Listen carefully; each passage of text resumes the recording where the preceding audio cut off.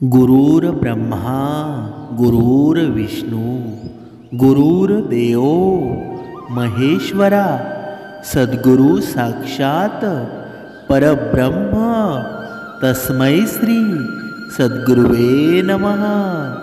जय जय रघुवीर समर्थ। सद्गुरु चरणांना नतमस्तक होऊन आपण या शुभ्र सकाळच्या दत्तमय वातावरणामध्ये सर्व मायबाप सज्जनांचं स्वागत करून या निरूपणास सुरुवात करूया।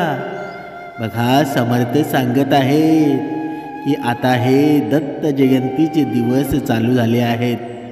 सर्वत्र जिथे पाहाल तिथे माझा दत्त माऊली दत्त गुरूंचा संचार झालेला आहे। आणि ह्या दत्त गुरूंचा संचार म्हणजे या भक्तासाठी खूप आनंदाचं वातावरण आहे। बघा, म्हणून समर्थ सांगत आहेत की माणसाने ज्याप्रमाणे भक्ती करायला पाहिजे त्याप्रमाणे जशी भक्तीची गरज आहे तशी या माणसाला मेहनतीची सुद्धा गरज आहे। आणि मेहनतीमध्ये जो परमेश्वर बघतो ना त्याचीच खरी भक्ती होत असते। म्हणजेच काय? म्हणजेच बघा, कधी कधी खूप प्रयत्न करून सुद्धा आपल्याला कधी कधी असं वाटत असतं की आपल्याला यश मिळत नाही। बघा, पण अपयशामुळं आपण कधीच यशाचा मार्ग सोडायचा नसतो। म्हणजेच काय? म्हणजे आपण जे प्रयत्न करतो त्यात काहीतरी बदल करणं आवश्यक असतो। या व्यतिरिक्त आपल्या विचारात ही बदल करण्याची गरज असते। आपले यश हे आपल्या कामाची पद्धत, विचार आणि प्रयत्नांवर अवलंबून असतो। म्हणून आपण या निरूपणामध्ये बघा, सद्गुरूंनी समर्थांनी सांगितलेले हे 5 उपदेश जर आपण आचरणात आणले ना तर आपल्या आयुष्याचं सोनं होऊन जाईल। म्हणजेच काय? म्हणजे समर्थ या मानवाला सांगत आहे की भक्ती मार्ग म्हणजे पैसे कमवण्याचं साधन आहे का? तर नाही। बघा, या भक्ती मार्गामध्ये आपली मेहनत करणं, मेहनत करून पैसे कमवणं आणि परमार्थ करून पैसे कमवणं यामध्ये खूप फरक आहे। बघा, आजच्या या कलियुगामध्ये वेगवेगळे बघा कीर्तनकार असतील, निरूपणकार असतील, वेगवेगळे व्याख्याते असतील। बघा, या कीर्तनकारांचे बघा 50-50 हजार सुपारी असते। एवढी सुपारी देऊन जर अध्यात्माची निर्मिती होत असेल, अध्यात्म श्रवण होत असेल तर त्याचा काही फायदा आहे का? तर नाही। बघा, आपल्या हिंदू धर्माच्या व्यतिरिक्त इतर धर्मियांचा विचार करा, तिथे पैसे घेतले जातात का? तर नाही। म्हणून जर आपला धर्म टिकवायचा असेल, आपली संस्कृती टिकवायची असेल तर या गोष्टी अगोदर बंद झाल्या पाहिजेत। बघा, म्हणून परमार्थामध्ये पैसे घेणं आणि देणं या गोष्टी जेव्हा बंद होतील तेव्हा माझा हिंदू धर्म आणि श्रीरामाचं राज्य निर्माण होईल। बघा, म्हणून पुढे आपण समर्थांनी सांगितल्याप्रमाणे हे 5 उपदेश कोणते आहेत की ज्या उपदेशानं माणसाच्या जीवनामध्ये सुख आणि आनंद निर्माण होईल ते आपण आता पाहूया। बघा, पहिला आहे नशिबावर अवलंबून राहू नकोस। म्हणजेच काय? म्हणजेच बघा, नशिबावर अवलंबून राहिलास ना तर तुझी अधोगतीच होणार आहे। म्हणजेच काय? म्हणजेच आत्ताचा या कलियुगातला भक्त असतो बघा, जेव्हा या पूर्ण सत्संगामध्ये येतो, भक्ती करायला लागतो, श्रवण करायला लागतो, रोज उपासना करायला लागतो, पण त्याच्या व्यतिरिक्त आपण जर कामच केलं नाही तर आपली अधोगतीच होणार आहे ना। म्हणजेच तू नशिबावर अवलंबून राहू नकोस। तुझ्या हाताला बघा काम बघ, मेहनत कर आणि त्या मेहनतीमध्ये परमेश्वराला स्मर। बघा, निर्धार पक्का कर। असं म्हणतात की आयुष्यामध्ये काही गोष्टी नशिबानेच मिळतात पण काही गोष्टी अपघाताने व्यक्तीच्या आयुष्यात येतात. पण जर तुम्ही याच गोष्टींची वाट बघत बसलात ना, तर आयुष्यभर आपल्याला असंच बसावं लागेल. मग तुम्हाला माझा परमेश्वर सुद्धा काही करू शकत नाही. कारण असे अपघात नेहमीच होत नाहीत. त्यापेक्षा आपण एखाद्या गोष्टींचा निर्धार पक्का करून संपूर्ण शक्तीने आपल्या ध्येयाकडे वाटचाल करायला पाहिजे. मग काही फरक पडत नाही की आपण काय केलं आणि कसं केलं. आपल्यासोबत जे काही होईल ना, आपल्याला माहीत असेल आणि जो परिणाम मिळेल ते कर्माचे फळ असेल. यामुळं आपण एक शांत आयुष्य जगू शकतो. म्हणजेच काय? म्हणजेच नशिबावर अवलंबून राहू नकोस मनुष्या. कारण नशिबामध्ये आहे ना, तू जर या भक्तीमध्ये असलास, श्रवणामध्ये असलास, उपासनेमध्ये असलास, तर तुला नशिबापेक्षा डबलच मिळणार आहे. ही कृपा त्या सद्गुरूंची आहे, समर्थांची आहे. या ब्रह्मांडांचा नायक आहे ना, त्याला सर्व काही दिसत आहे. तू काय करतोस आणि काय नाही करत तुला मागायची गरज लागणार नाही. पण तू मेहनत केलीस तर तुझ्यावरती कृपा होईल, तशी मात्र होणार नाही. समर्थ पुढे या मनुष्याला सांगत आहेत, तुझ्या जीवनामध्ये अपयश जरी आलं ना, तरी तू हताश मात्र होऊ नकोस. कारण ध्येयानं वेडे झालेल्या लोकांना अपयश नावाची कोणतीच गोष्ट माहीत नसते. जर तुम्ही दिवसभरात मध्ये 100 वेळेस खाली पडत असाल, तर याचा अर्थ असा होतो की आपल्याला आज 100 धडे मिळाले. पण जेव्हा आपण ध्येयाला समर्पित होतो, तेव्हा आपला मेंदू त्याच दिशेने काम करतो. आणि जेव्हा आपला मेंदू ध्येयाच्या दिशेने चालतो ना, तेव्हा आपल्या भावनासुद्धा त्यानुसार काम करतात. कारण जसे आपले विचार असतील तशा भावना आपल्याला भावनाही असतात. आणि एकदा का आपले विचार आणि भावना नियंत्रित झाल्या, तर शरीर त्याच दिशेने काम करते. जेव्हा ह्या 4 गोष्टी एकाच दिशेने काम करतील, तेव्हा आपले ध्येय गाठण्याची क्षमता आणखी वाढेल. म्हणजेच काय?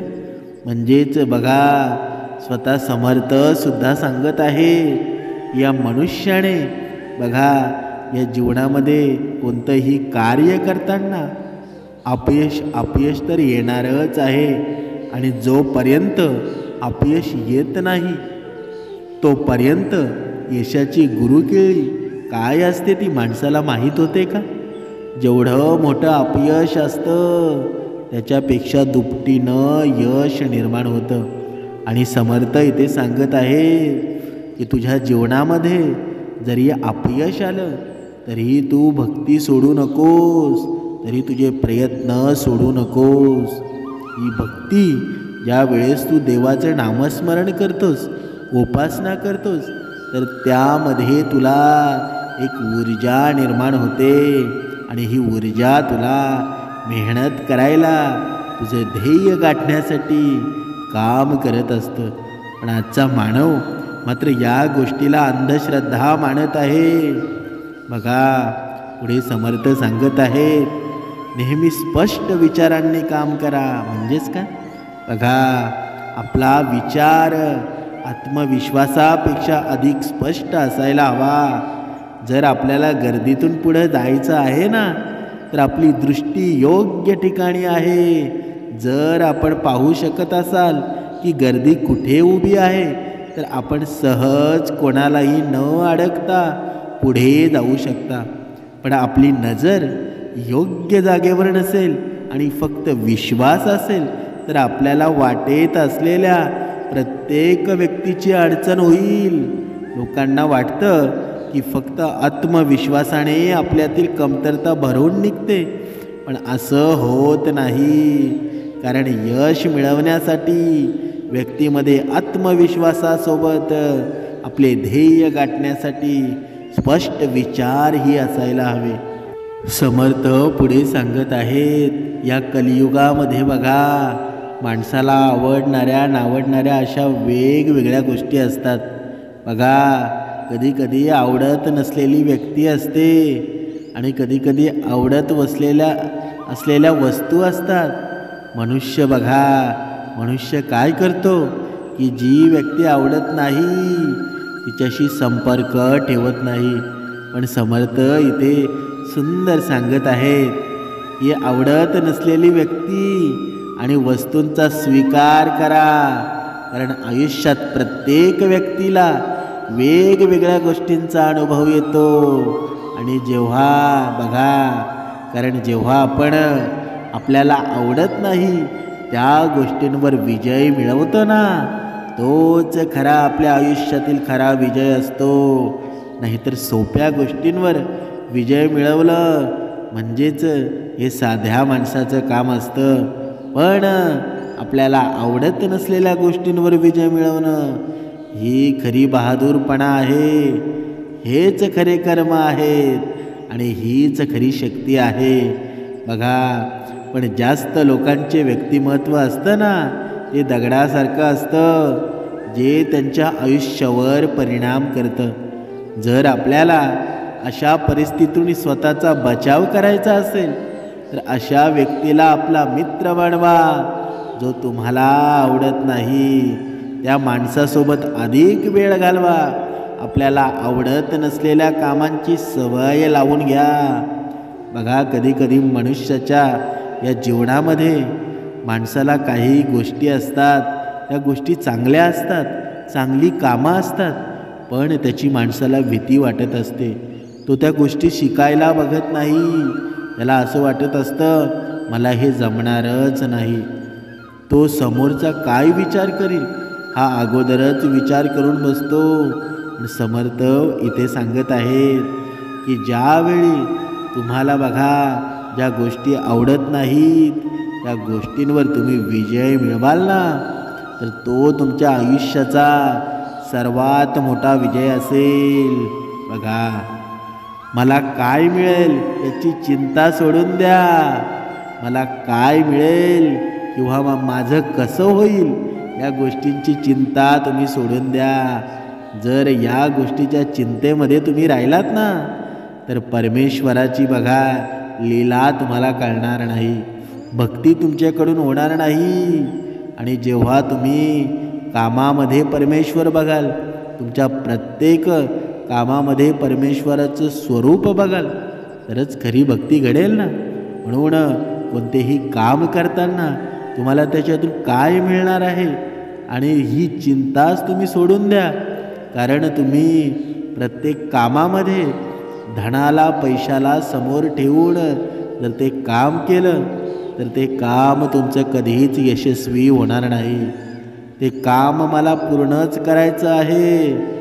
धनाची अपेक्षा न बाळगता पुढे होईल ते जाईल असा विचार तुम्ही कराल ना, तेव्हा ते काम श्रेष्ठत्वातच निर्माण होईल. बघा, म्हणून या गोष्टींची चिंता सोडून द्या आणि आपल्या ध्येयावर लक्ष केंद्रित करा. त्यामुळं आपल्यात बघा एक असाधारण ऊर्जा निर्माण होईल. फक्त माझं कसं होईल ही गोष्ट डोक्यातून काढून टाका आणि आपल्या क्षमतेनुसार चांगले काम करा. मग बघा आपल्या आयुष्यामध्ये कसा बदल होतोय. समर्थ पुढे सांगत आहेत, कोणतंही काम तुम्ही पैशाचा न विचार करता तुमचं ध्येय त्याच्याकडे असेल ना, तर त्याच्यामध्येच तुमची भक्ती मार्ग बघा घडेल. तुम्हाला वेगळी भक्ती करावी लागणार नाही. कारण जर तुम्ही या भक्ती मार्गामध्ये जर तुम्ही तुमचं आयुष्य वेचून दिलं, तुम्ही तुमचा बघा एक ना एक क्षण जर या भक्ती मार्गामध्ये लावला, तर तुम्ही मेहनत कधी करणार. आणि या कलियुगामध्ये हा कलियुग आहे, इथे आपल्याला तुम्हाला भक्तिमार्ग करायचा आहे. पण नुसतं भक्तिमार्ग करून जमणार नाही, तर तुम्हाला मेहनतसुद्धा करायची आहे. आणि जेव्हा ही मेहनत या भक्तिमार्गामध्ये राहून घडेल ना, तेव्हाच खरी या जीवनाची गुरुकिल्ली निर्माण होईल आणि या पूर्ण जीवनामध्ये तुमच्या सुख असं निर्माण होईल ना, तुम्हाला कळणार सुद्धा नाही. म्हणून समर्थ सांगत आहेत की बुद्धीचा वापर करा, कारण जिथे बुद्धीचा वापर होतो तिथे सर्व काही व्यवस्थित होतं. बघा, समर्थांनी पुढे सांगितलेलं आहे, एक मूर्ख राजा असतो आणि एक बुद्धिमान ऋषी असतो. बघा, एक राज्य होतं आणि त्या राज्यामध्ये बघा मूर्ख राजाचं शासन होतं. त्याचे मंत्री, सेनापती, सरदार हे सर्वच्या सर्व मूर्ख व चापलुसी करणारे होते. त्या राजाच्या राज्यामध्ये व दरबारामध्ये विद्वानांचा नेहमी अनादर केला जात होता, म्हणजेच त्यांना इज्जत दिली जात नव्हती. एखादी व्यक्ती जर आपल्याला हुशार आहे असं लक्षात आलं तर त्याला राजाचे सहकार्य अपमानित करत. यामुळं कोणीही विद्वान, पंडित, ज्ञानी मनुष्य या राज्यात जात नसत. त्यामुळं राज्यात बौद्धिक चर्चांची परंपरा खंडित झाली होती. एकदा राजाला समजलं की एक ऋषी तीर्थयात्रेसाठी निघालेले आहेत आणि ते आपल्या राज्यातून जाणार आहेत. मंत्र्यांनी राजाला सल्ला दिला की त्या ऋषींना आपल्या दरबारामध्ये बोलवावं, जेणेकरून ते जर विद्वान पंडित असतील तर त्यांचा अपमान करून आनंद मिळवता येईल, आणि जर ते ऋषी मूर्ख असतील तर त्यांचा सत्कार करावा, म्हणजे जनतेचा विश्वास बसेल की राजा मूर्ख माणसांचाही सत्कार करणं जाणतो. बघा, राजा व मंत्री नगराच्या मुख्य दरवाजामध्ये जाऊन उभे राहिले आणि ऋषी नगरापाशी आले. नगराबाहेर काही जीर्ण झालेल्या झोपड्या पाहून थांबले व त्यांनी विचारलं, या कुणाच्या झोपड्या आहेत? राजाने उत्तर दिलं, या बुद्धिमान विद्वान लोकांच्या झोपड्या आहेत. बुद्धिमान लोकांना मी हाकलून दिलं, कारण मला बुद्धिमान लोकांशिवाय शासन चालवता येतं हे दाखवून द्यायचं होतं. माझ्या राज्यातून हाकलून दिलेले विद्वान लोक येथे काही काळ घालवत होते. हे उत्तर ऐकतात ऋषी तत्काळ राजाला म्हणाले, हे राजा, तर मग तुझ्या राज्यात एक पाऊलही न टाकता मी येथूनच परत जात आहे. कारण जिथे विद्वानांचा आदर केला जात नाही, बुद्धिवंतांची कदर केली जात नाही, पंडितांचे म्हणणे ऐकले जात नाही, बुद्धिवंतांची चर्चासत्र घडत नाही, अशा ठिकाणी न जाणंच योग्य असतं. जिथे हे सर्व घडत नाही त्याचा सर्वनाश जवळ आला आहे हे निश्चित समजावं. हे सांगून ऋषी तिथून निघून गेले.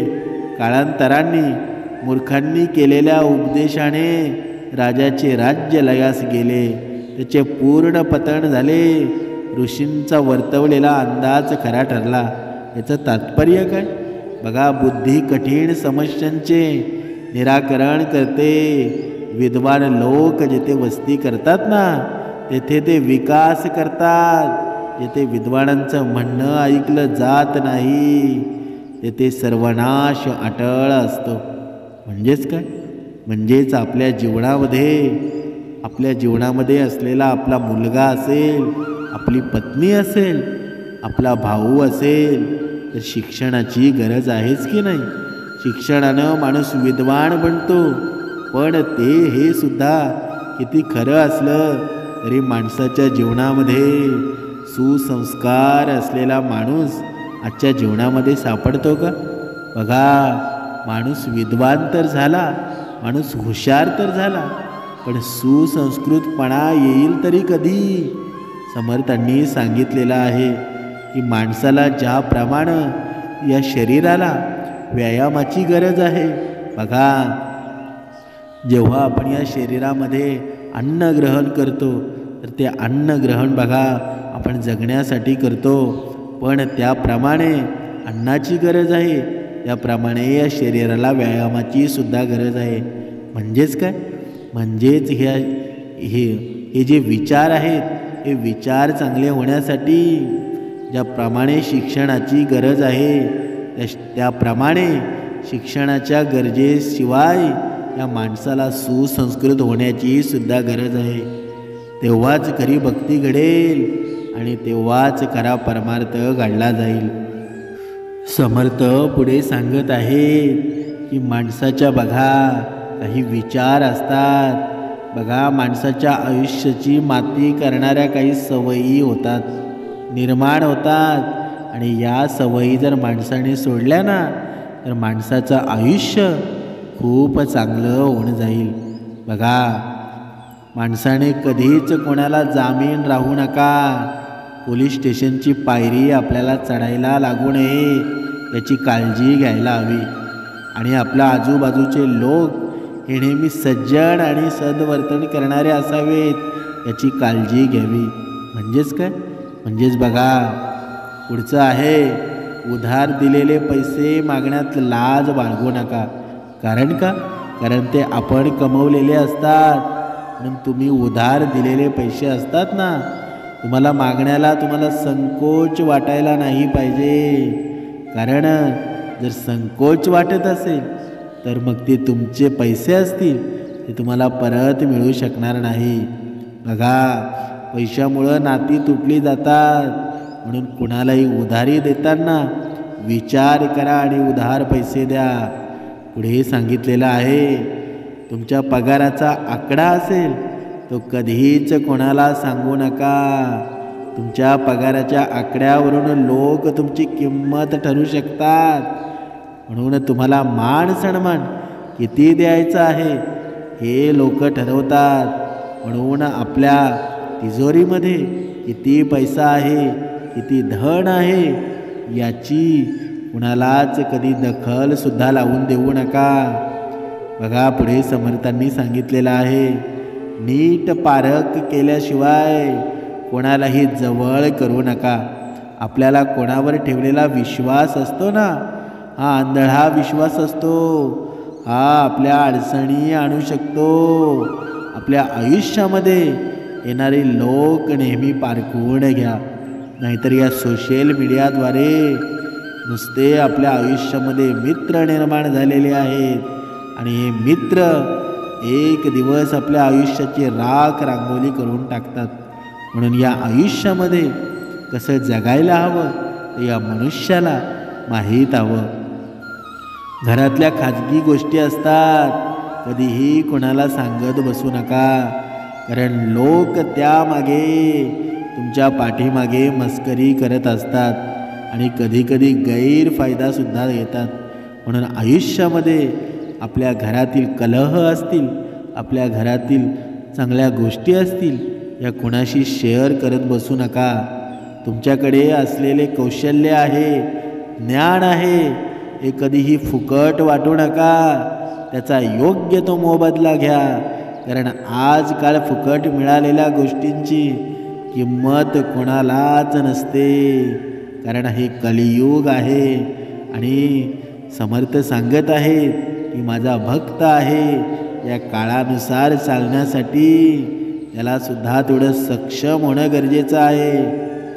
पुढे सांगितलेलं आहे की सोडून गेलेल्या व्यक्तींसाठी जास्त काळ शोक करत बसू नका. तुमच्या जवळ जे आहे ना त्याची काळजी घ्या. तुमच्या शोक करण्यानं तुमच्या आयुष्यातून निघून गेलेली व्यक्ती ही परत येत नाही.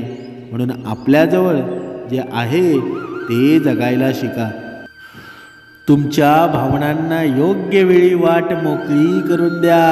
नाहीतर भावनांचा विस्फोट होतो किंवा मग मनामध्ये भावना साठवून ठेवल्यानं तुमची मानसिक स्थिती बिघडू शकते आणि तुम्हाला अधिक अडचणींचा सामना करावा लागू शकतो. म्हणून समर्थ सांगत आहेत, देवावर विश्वास ठेवा अथवा ठेवू नका, पण माणुसकी कधीही सोडू नका. आपण जपलेली माणुसकी असते ना, यातच बघा देव देव करणं आलं. म्हणून माणुसकीमध्ये वागलात तर कुठल्याही देवाला जाण्याची गरज नाही. म्हणजेच काय? म्हणजे समर्थांनी सांगितलेलं आहे की या माणसामध्येच परमेश्वर आहे. तू जर माणसाशी खरं वागलास, माणसाचं बघा भलं पाहण्याची बघा मानसिकता तुझ्या या डोक्यामध्ये असेल, या हृदयामध्ये असेल, तर तिथेच परमेश्वर आहे ना. नाहीतर आजकालच्या या जीवनामध्ये माणसाचं बघा, माणसाचं माणूस भलं बघत नाही, तर परमेश्वर कसा भेटेल का? कधीच तसा भेटणार नाही. म्हणून समर्थांनी सांगितलेलं आहे, सतत तक्रार करणं, रडणं बंद करा. ते कोणालाही आवडत नाही. तुमच्या आशा करण्यानं तुम्ही स्वतः नकारात्मक आहात असं दिसतं आणि तुमच्या आजूबाजूचं वातावरण देखील तुम्ही नकारात्मक करू शकता. नकारात्मक होऊन जातं. म्हणजेच काय, मूर्ख लोकांच्या नादी लागू नका आणि आपला वेळ वाया घालू नका. मूर्ख लोकांचा मालक होण्यापेक्षा शहाण्या लोकांचा नोकर होणं कधीही चांगलं. म्हणजेच काय, म्हणजेच आजचा मानव आहे बघा या पैशासाठी, धनासाठी जर समोरचा व्यक्ती मूर्ख असेल बघा, जो परोपकारी नसेल, तरीसुद्धा त्याच्यासोबत जाऊन आपले हित साध्य करतो. हित म्हणजे काय, धन मिळवतो, पैसा मिळवतो, पण ते करणं योग्य आहे का, तर नाही. म्हणजेच काय, म्हणजेच बघा कोणत्याही गोष्टीचा अतिरेक केलात ना तर त्याचा सर्वनाशच होतो. म्हणजेच काय, म्हणजेच बघा अति सर्वत्र वर्जयेत. मग ते कुठल्याही बाबतीत असो, आपलं खाणं पिणं असो, आपली वागणूक असो, आपल्या समाजातील वर्तन असो, जे काही अति झालं की त्याची माती होणारच. बघा ते कालही सत्य होतं आणि आजही सत्य आहे. म्हणून कोणावर लगेच विश्वास ठेवत बसू नका. विश्वासघात होऊ शकतो. हे कलियुग आहे. इथे कोणी स्वार्थाशिवाय तुमच्या जवळ येत नाही. म्हणून समर्थांनी सांगितलेलं आहे की बघा या संतांनी या आपल्याला एवढे ग्रंथ संपदा आहे बघा, एवढे परमार्थ, हरिपाठ झाला, सद्गुरू चरित्र झालं, ज्ञानेश्वरी झाली, तुकाराम गाथा झाली, भागवत गीता, गरुड पुराण, असे वेगवेगळे ग्रंथ वेद झाले. हे सर्व ग्रंथ या मनुष्यासाठी करून ठेवलेले आहेत. हे का विकत केलेले आहेत का? ते सर्वांसाठी फुकट करून ठेवलेले आहेत. पण याचा उपभोग माणसाला घेता येतो का? फायदा घेता येतो का? म्हणून बघा पुढे समर्थ सांगत आहेत, विनाकारण स्तुती करणारे, जवळीक सांगणारे यांचे सुप्त हेतू ओळखा. त्या वेळेत ओळखले नाही ना तर तुमचं नुकसानच होऊ शकतं. म्हणून तारुण्य परतून येत नाही. तारुण्यात बेछूट वर्तन करू नका. सगळ्या गोष्टींचा आनंद घ्या, परंतु आपण कुठल्याही चुकीच्या कामामध्ये किंवा अडचणींमध्ये सापडून आपलं आयुष्य बर्बाद होऊ नये याकडं कटाक्षानं लक्ष द्यायला हवं. म्हणून समर्थांनी सांगितलेलं आहे की तुमच्या आणि तुमच्या जोडीदाराच्या आयुष्यामध्ये येणारी माणसं नीट पारखा. कारण पारखण्यात चूक झाली तर आयुष्यात बर्बादी झालीच म्हणून समजा. म्हणून आयुष्यामध्ये हे जीवन जगत असताना आयुष्यामध्ये माणसं पारखणं खूप महत्त्वाची गोष्ट आहे. आळसामुळे आपले व्यक्तिमत्व आणि कर्तृत्व आणि बुद्धी नेहमीच मागे राहते. म्हणून आळस झटकून कामाला लागा आणि तरच आयुष्य पुढे जाईल. म्हणून समर्थांनी सांगितलेलं आहे, तुमच्या मनामध्ये न्यूनगंड बाळगू नका. स्वतःला कमी ऐकण्यामध्ये स्वतःचा आत्मविश्वास कमी होतो आणि आत्मविश्वास जर कमी झाला ना तर तुम्ही समाजामध्ये आणि चार लोकांमध्ये वावरू शकत नाही. म्हणून स्वतःची बघा, स्वतःची पारख करा. स्वतःमध्ये आत्मविश्वास जेवढा आहे ना तो जागृत करा. आणि जोपर्यंत तुमचा आत्मविश्वास जागृत होत नाही तोपर्यंत तुमचा पराभव निश्चित आहे. म्हणून जर स्वतःमध्ये जो आत्मविश्वास आहे तो जागृत करा. बघा, कुणीच तुमचा आयुष्यभर कधी पराभव करू शकत नाही. आणि हेच जीवनाचं सत्य आहे. जिथे भक्तीची झालर तुमच्या जीवनामध्ये असेल ना, सद्गुरूंचं बघा कृपा तुमच्या जीवनामध्ये असेल, तर तुमच्या जीवनामध्ये आत्मविश्वास ठासूनच भरला जाईल आणि तुम्ही जीवनामध्ये कधीच अयशस्वी होणार नाही. हे कालही सत्य होतं आणि आजही सत्य आहे. श्रीराम समर्थ. जय जय रघुवीर समर्थ.